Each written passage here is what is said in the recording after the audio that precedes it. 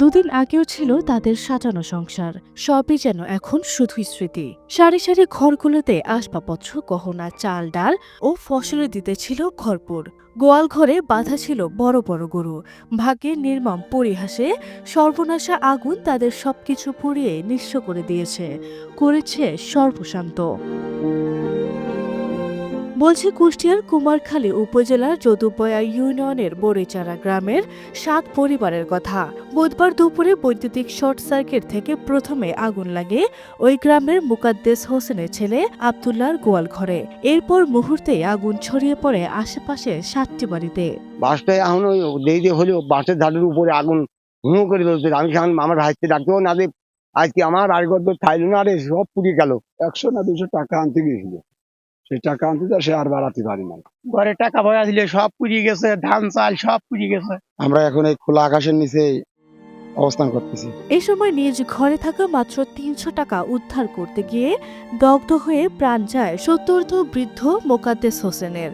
আর গোয়ালঘর থেকে 2টি গরু উদ্ধার করতে গিয়ে প্রায় ৬০ ভাগ দগ্ধ শরীর নিয়ে ঢাকা মেডিকেল কলেজ হাসপাতালে মৃত্যুর সঙ্গে পাঞ্জা লড়ছে তার পুত্রবধূ নাজমা খাতুন। ঘরে ৩০০ টাকা ছিল, তাই বাবা বাচ্চা খুঁজে আমার পড়েছিল বিচারবো তো মুখ টুক করে জানি দেনা মেনা পৌঁছা পড়িয়ে ভরিয়ে গেছে।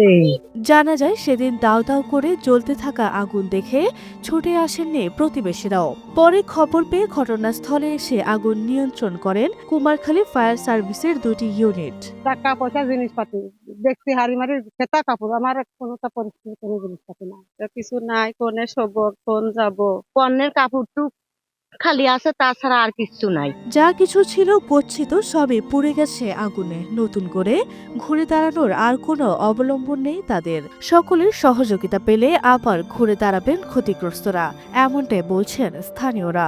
যা ক্ষতি হয়েছে তার ভাষায় বলা যায় না, কিছুই নাই তাদের আর কি। এরা অসহায় হয়ে গেছে, ঘর বাড়ি পুড়িয়ে সবকিছু শেষ হয়ে গেছে। এদের এখন কি অবস্থায় সবাই দেখতে হবে এদের।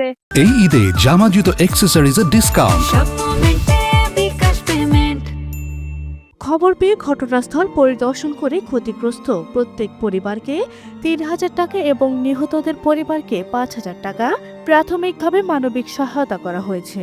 তবে লিখিত আবেদন পেলে পরবর্তীতে আরো বড় আকারের সহযোগিতা করা হবে বলে জানালেন প্রশাসনের এই কর্মকর্তা। আমাদের এখানে গতকাল অগ্নিকাণ্ড হয়েছে, যেখানে একজন মৃত্যুবরণ করেছে।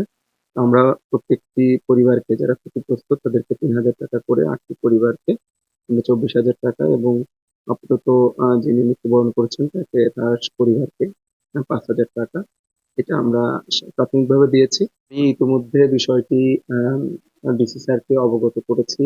স্যার জানিয়েছেন যে বিশেষ করে যে নিহত হয়েছে তাকে আলাদাভাবে আবেদনের জন্য যেন আমরা প্রয়োজনীয় সহযোগিতা দিতে পারি। এছাড়া অগ্নিকাণ্ডে ক্ষতিগ্রস্ত যারা আছে তারাও আবেদন করলে জেলা প্রশাসন থেকে প্রয়োজনীয় সহযোগিতা দেয়।